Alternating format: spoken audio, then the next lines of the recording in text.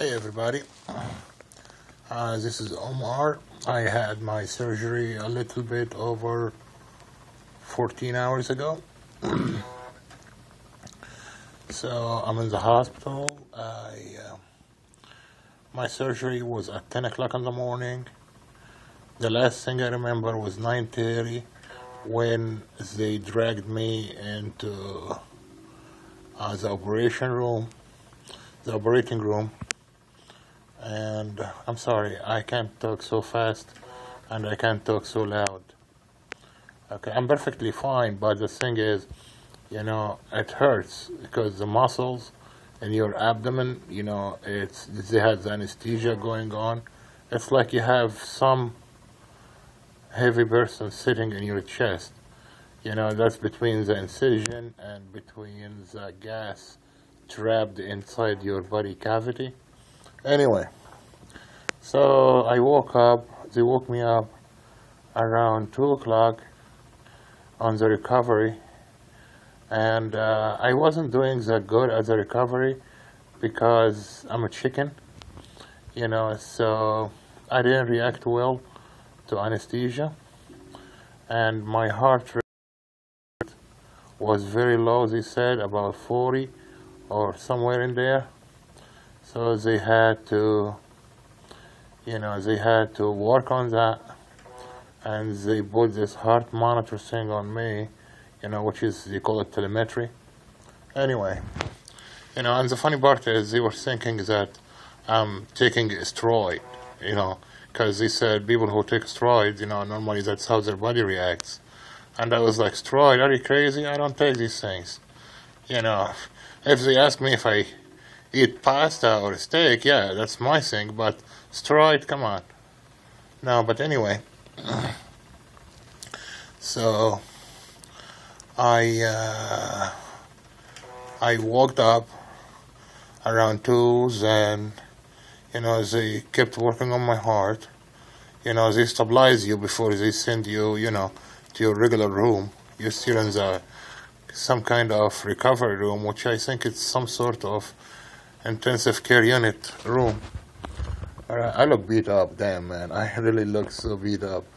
Anyway, so I went upstairs because my surgery was on the 2nd floor, and they took me to the 4th floor, and my wife was there and my baby. I have a 19-month-old baby, and God bless her heart, she does not like hospitals.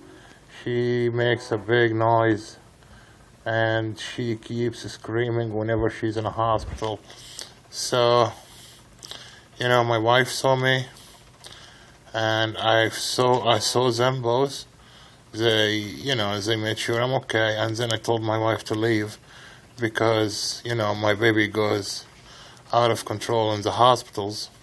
So I don't want her to be, grabbing any of my IV tubes or whatever, and also it's a hospital. I have to be considerate about other patients around me. I can't just, make them go through all this noise and screaming baby and stuff, and also it helps me as well to relax. There is no noise around me. I'm a very quiet environment fan. The quieter it is, the better I like it. So anyway, guys, let's go back to the fun I'm having, okay? To be quite honest with you, it's painful, but it's not horrible, okay? If you ever exercised or ever been in a fight, well, I'm not gonna lie to you, I'm not a big fan of exercising, so I know it from the fight point of view anyway. So it's like somebody give you a kick in your stomach. That's exactly how it feels. Or, like you've been doing exercises, for a very long time. Your muscles and your abdomen become sore. So it bothers you. It doesn't really hurt that much. It bothers you every time you want to move, every time you want to sit down, or you are sitting down, you want to stand up, or every time you want to get on bed or off bed, you know. And my biggest worry now is how the hell I'm going to be getting in a car to go home. You know, that's not going to be fun. So I guess driving myself here wasn't really a smartest idea. My wife is here with me, but guess what? My wife doesn't drive. So, as you can see, I can also start sipping water. But anyway, so I took myself into the bathroom and I checked my belly. I had 6 incisions, and 5 of them looks all right, but the one looks really, really ugly. That's where they use it to extract the removed part of the stomach. But anyway, in general, I got up. My first walk was at 5 o'clock.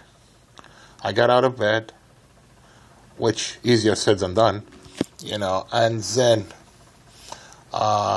they have you walk with this IV stand right here, you know, in your hand. This is my hospital room, by the way, guys, and I'm watching TV, and it's 2:30 in the morning in Stratford, New Jersey, and this is my lovely CPAP machine, okay, and this is the pillows they gave you, and this is my meal, ice chips, and you have to suck on them. You know, you can't, you know, chew them. You have to suck on them. Or, as they say, they have to melt on your mouth. So, anyway. I have here my heart monitor. This thing here. They put it for me to monitor my heart. And the ugly gown of the hospital. And of course, you know, I have a pajama pair of pants underneath, you know, because I'm not the kind of people who are going to be walking around naked. No, nobody's going to watch my ass, you know. So anyway, I'm doing perfectly fine, you know, and I want to show you something, guys, here. You know, this is my IV. Where is it? This is my IV monitor, and this is my IV, and here, this is where is it? Here. Where? Hold on, let me, I don't know if you can see it or not. This one right here. This is a pain medication. It's some kind of morphine. Okay. So I'm supposed to be breathing it every 8 minutes. You know, here. This is a switch for it. You know, it releases. You know, you press it every 8 minutes to release a dose of the morphine. You know, here I had my surgery for over 14 hours, and I only used 1.8 milligram. You know, I mainly use it.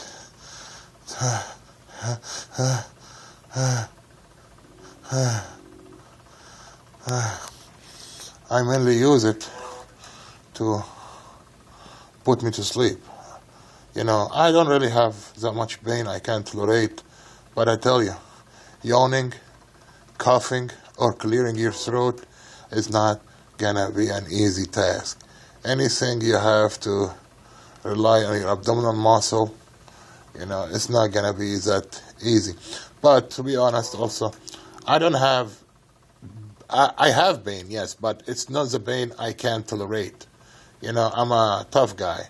You know, I'm only tough guy when it comes to pain, but you should have seen me when they were putting my IV. I was screaming like a baby. You know, I have blood phobia, and once they push this freaking needle under your skin, you know, if it takes them too long to go through my veins are very, very sensitive. If it takes them too long, I start having stomach crumble and stomach ache, and I might throw up, or even worse, I might black out. And also, if you show me my blood, I will faint. I don't know, I look like I'm sleeping. Anyway, I'm dying to have a shower, guys. I'm really, really dying to have a shower. They told me, no, not yet. So, I walked about 6 times so far. I went to the bathroom multiple times, but they ask you to be on this urinal thing because they have to measure how much fluid you're dumping out of your body. But I'm really dying to shower. And also I asked them to give me a toothbrush and toothpaste because I was stupid enough not to bring mine. And they actually did. So I'm here in the hospital YouTubing, and hopefully somebody will make use of my experience. And so far I have been satisfied. I haven't had any moment of regrets, and I'm not hungry. I'm not really hungry at all. My last meal, my last intake, period, was 6 a.m. on the day of the surgery, where I had to swallow my medication, my blood pressure medicine, before the surgery. And it's 4 pills, and I used a little bit less than an ounce of water with. And the funny thing is, they asked me before the surgery, when was the last time you had solids? They told me to go on liquid diet before surgery, 2 weeks prior to surgery, which of course I didn't. I'm not an angel, I'm just a human being. So I didn't really have any liquid diet before surgery, and at 10:30 the night before, I had a chicken fillet sandwich, homemade, not McDonald's, alright? So, and they asked me, and I told them, well, at 10:30 I had a call for a chicken fillet sandwich. I made it myself. They were like, oh, damn, that's not smart. I was like, yeah, but, I'm human. So, anyway. So hopefully tomorrow morning, I mean not tomorrow morning because it's already almost going 3 o'clock. So in the morning, they're going to take me for upper GI. They just want to make sure how is my inside is doing. And also, they will try to discharge me, but to be honest, I would prefer to stay an extra night here. I don't know. It all depends how I feel tomorrow. How I feel in the morning. But I would prefer to stay, an extra day.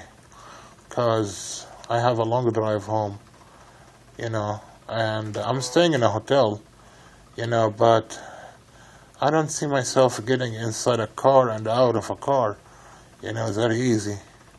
I'm not going to be driving. I'm going to be calling a cab. That's how, I came to the hospital this morning. And that's how my wife and baby are traveling back and forth, since my wife, as I told you, doesn't drive. So getting in a cab right now is not going to be an easy task. Especially they all use this Crown Victorias, which is, it's a big car, whatever, but it's low to the ground. So you really have to bend yourself very well to get inside. I wish they had SUVs or something. But anyway. And also I drive a Lincoln Town car, so because I drive for a living. I'm a limo driver, if you haven't figured it out by now.